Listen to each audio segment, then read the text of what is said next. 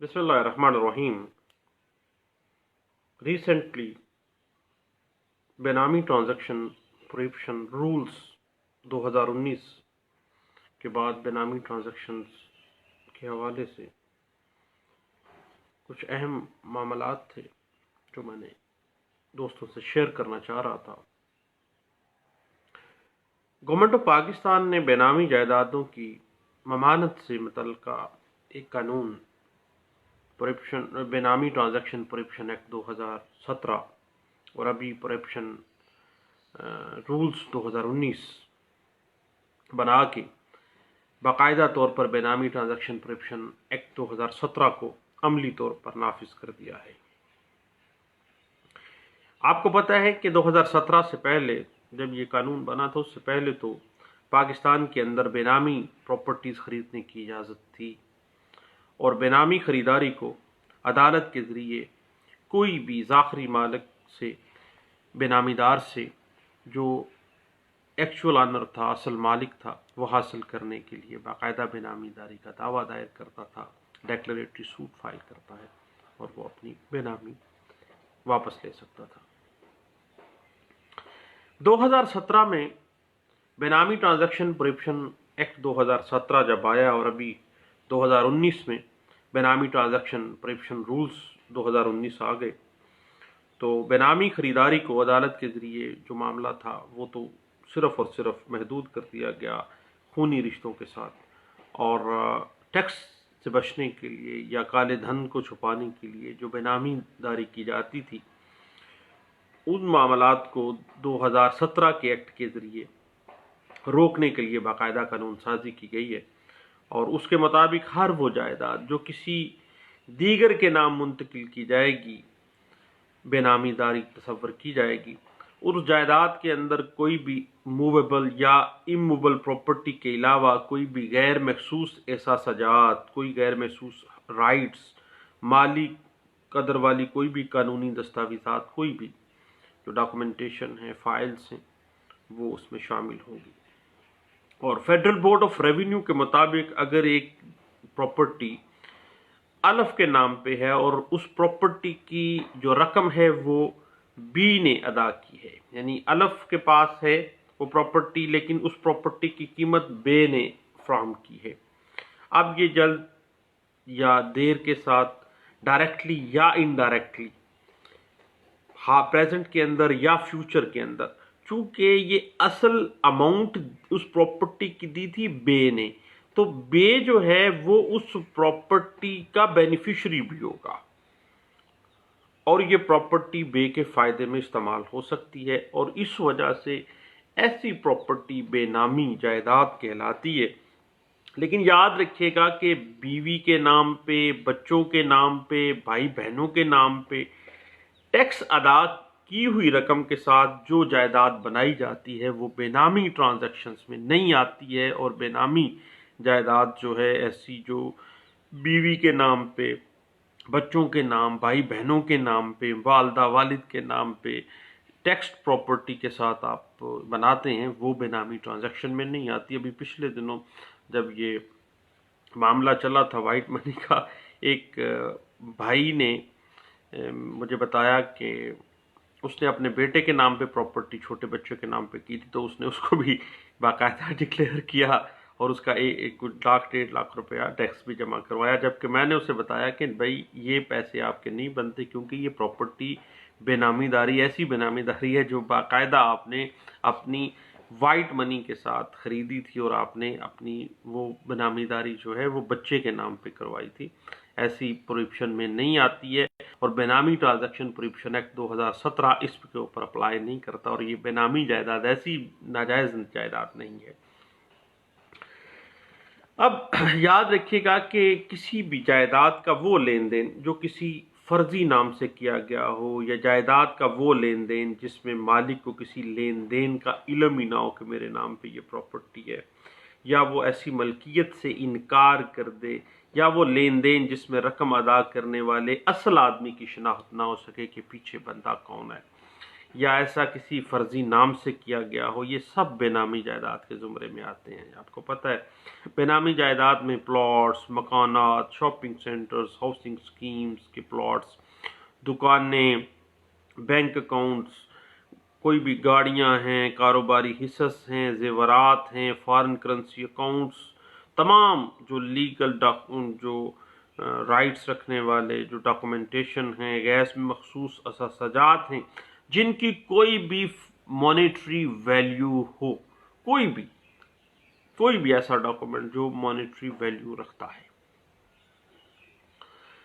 2019 کے رولز کے مطابق ان لینڈ ریونیو ڈپارٹمنٹ کو یہ ذمہ داری ڈیلیگیٹ کی گئی ہے کہ وہ ملک میں موجود تمام بے نامی جائیدادوں کے خلاف مقدمات قائم کر کے ان مقدمات کے چالان ودن 120 days وہ فیصلہ ساز جو اتھارٹی ہے اس کے پاس جمع کروا دیں، اور اس دورانیے میں تمام بے نامی پراپرٹیز کی ہر قسم کی خرید و فروخت یا ان کی ٹرانسفر میوٹیشن وہ بند رہے گی۔ اس کے بعد جو فیصلہ ساز اتھارٹی ہے، FBR ہے، اس کے فیصلے کے بعد اس کی اپیل فیڈرل ٹریبیونل میں دائر کی جا سکے گی، اور فیڈرل ٹریبیونل کے فیصلے کے بعد ایسی جائیداد بحق سرکار ضبط کر کے فروخت کی جا سکے گی۔ اب بے نامی بطور جرم ثابت ہونے کے بعد نامزد ملزمان کے خلاف فوجداری قانون کے تحت کارروائی کر کے انہیں انڈر سیکشن 51 بے نامی ٹرانزیکشن پروہیبشن ایکٹ 2007 کی سیکشن 51 کہتا ہے کہ جو بندہ بھی بے نامی ٹرانزیکشن میں گلٹی میں ہو جاتا ہے، اور اس میں لفظ استعمال ہوتا ہے beneficial owners بے نامی دار any person who abets or induces any person to enter the بے نامی transaction shall be guilty of بے نامی offense۔ اب اس کی سزا جو ہے وہ انڈر سیکشن 51 فوجداری پینل پروویژن میں فال کرے گی، اور 1 سال سے لے کے 7 سال کی قید دی جائے گی اس کو۔ اور اگر کوئی شخص بے نامی پراپرٹی کی رانگ انفارمیشن، فالس انفارمیشن پاس کرتا ہے تو ایسے شخص کو بھی under section 52 penalty for the false information, section 52 بے نامی ٹرانزیکشن پروہیبشن ایکٹ 2007 کے تحت اس کو سزا ہوگی 6 ماہ سے لے کے 5 سال تک۔ جہاں تک جرمانوں کا تعلق ہے تو بے نامی ٹرانزیکشن کے اوپر 25% تک فائن ہوگا اس پراپرٹی کے، اور غلط انفارمیشن دینے پہ اس پراپرٹی کے 10% تک مارکیٹ ویلیو کے حساب سے بات کر رہا ہوں، DC ریٹ کے مطابق نہیں، جو بھی مارکیٹ ویلیو ہوگی اس کے مطابق جو ہے اس شخص کو سزا دی جائے گی۔ اور اگر کوئی بندہ بے نامی پراپرٹی کی نشاندہی کرتا ہے تو اس کو انعام بھی دیا جائے گا، اور جائیداد کی ملکیت اگر 20 لاکھ یا اس سے کم ہونے پر اس جائیداد کا 5%، اور 20 لاکھ سے 50 لاکھ ہونے پر 1 لاکھ، اور 20 لاکھ سے زائد 4%، اور جائیداد کی مالیت اگر 50 لاکھ سے زائد ہے تو 2 لاکھ روپے، اور 50 لاکھ سے زائد ہے تو 3% بطور انعام اس کو دیا جائے گا۔ اس کے بعد رولز بے نامی ٹرانزیکشن کے 2019 کے بعد باقاعدہ طور پر یہ جو بے نامی ٹرانزیکشن پروہیبشن ایکٹ 2017 ہے، یہ ملک بھر میں جو ہے اس کا نفاذ فوری طور پر ہو جاتا ہے۔ جہاں تک بے نامی ٹرانزیکشن ہے بے نامی جائیداد کا، تو اس میں سیکشن 2 جو ہے اس کی ڈیفینیشن دیتی ہے کوئی جائیداد جو کہ بے نامی معاملے کا نفس مضمون، اور اس میں شامل ہے کہ اس جائیداد سے کسی اور شخص نے اس کی پیمنٹ کی اور اس سے اس کو فائدہ مل رہا ہو، اور بے نامی ٹرانزیکشن جہاں ایک جائیداد منتقل کر دی گئی ہو اور کسی کے پاس ہو، ایک شخص اور ایسی جائیداد جو ہے وہ دوسرے کے پاس رکھتا ہے اور خود اس کی پیمنٹ کرتا ہے اور خود وہ استعمال کر رہا ہوتا ہے اور بینیفٹ خود لے رہا ہوتا ہے بطور اصل مالک کے، اور بینامی دار کوئی بھی شخص، فرضی شخص، جعلی شخص، جیسی بھی صورتحال ہو جس کے نام پہ فرضی طور پر وہ پراپرٹی کی ٹرانزیکشن کی گئی ہے، وہ بینامی دار تصور ہوگا، اور بینیفیشل آنر جس کی شناخت ہو یا نہ ہو، جس کے مفاد کے لیے وہ بینامی جائیداد جو ہے وہ رکھی گئی ہے، جو اس سے فائدہ لے رہا ہے۔ اب وہ پرسن کی ڈیفینیشن جو ہے کلاس 24 سیکشن 2 جو ہے بینامی ٹرانزیکشن پروہیبیشن ایکٹ 2017 واضح کر دیتا ہے کہ کوئی بھی فرد ہو سکتا ہے، کوئی کمپنی ہو سکتی ہے، کوئی جماعت ہو سکتی ہے تجارتی یا نہ بھی تجارتی ہو، کوئی فرم ہو سکتی ہے، کوئی ایسوسیشن ہو سکتی ہے، اور پراپرٹی کوئی سی بھی قسم کا کوئی اثاثہ ہو، خواہ موویبل ہے، اموویبل پراپرٹی ہے، کسی بھی قسم کی جس سے کوئی رائٹ سامنے آ رہا ہو، جس سے کوئی کسی قسم کا کوئی معاملہ جو ہے وہ وضاحت اس کی ہو رہی ہو، اور وہ اس کے اگینسٹ جو ہے کسی قسم کا کوئی آپ کو، کسی قسم کا کوئی بھی آپ کو مانیٹری ایفیلیشن یا رائٹس اس کے ساتھ ایفیلیٹ ہو رہے ہوں، تو ایسی پراپرٹی جو ہے وہ بینامی پروہیبیشن، جو بینامی ٹرانزیکشن پروہیبیشن ایکٹ 2017 کی سیکشن 2 سب کلاس 26 کے اندر وہ فال کرتی ہے۔ اور جہاں تک اگر ہم دیکھیں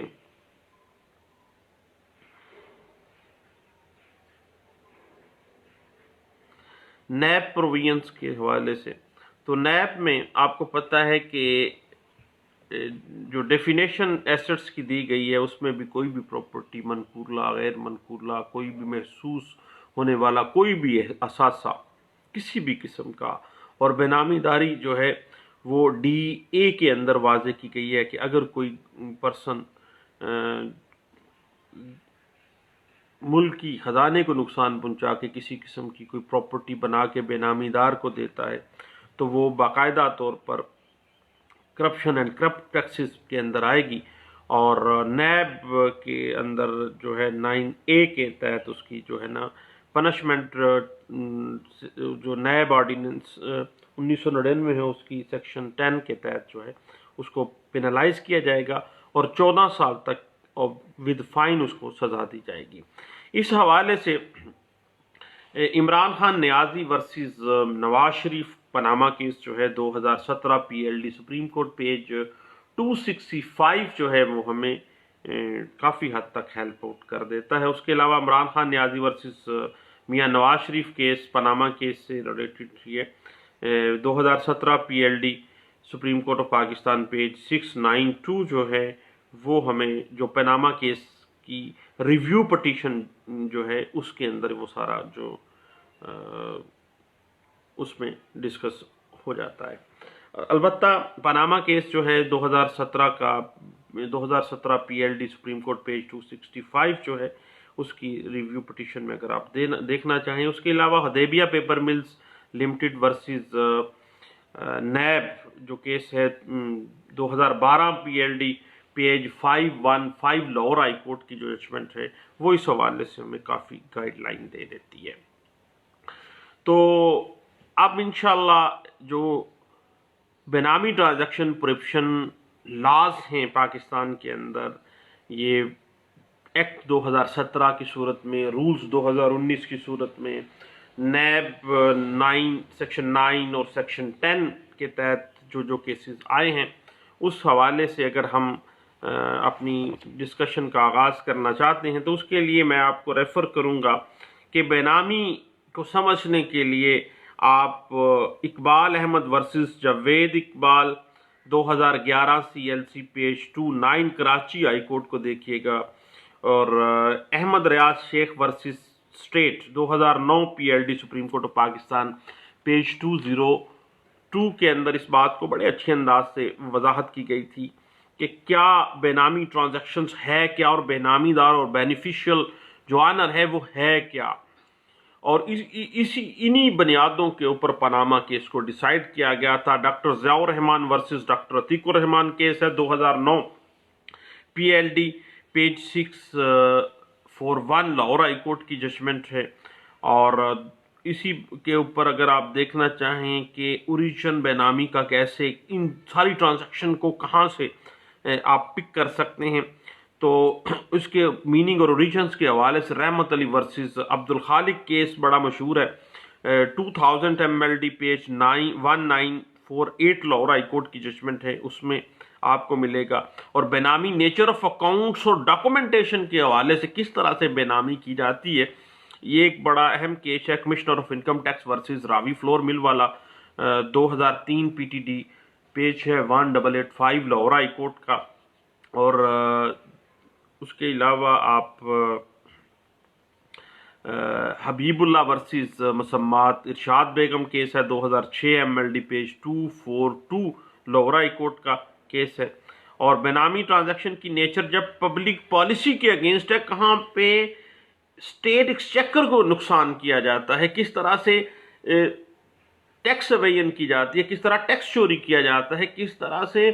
लोगों को लूटा जा रहा है, लोगों आवाम को किस तरह हद तक जो है बेनामी जो ट्रांजैक्शन है वो नुकसान पहुंचा रही हैं। ये इस हवाले से 2001 CLC पेज 1599 जो है वो हमें बड़ी अच्छी गाइडलाइंस दे देती है कि अगेंस्ट द पब्लिक पॉलिसी है ये चीज़।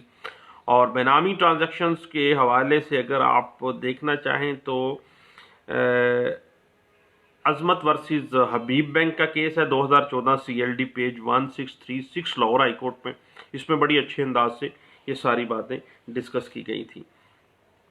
उसके अलावा सेक्शन 4 जो है वो वाज़ेह कर देती है प्रोहिबिशन बेनामी ट्रांजैक्शन प्रोहिबिशन एक्ट 2017 की, कि जो भी बेनामी जायदाद रखी जाएगी वो बाकायदा तौर पर उसको फोरफीट कर लिया जाएगा और वो जो फेडरल गवर्नमेंट है वो उसको जब्त कर सकती है। और उसके बाद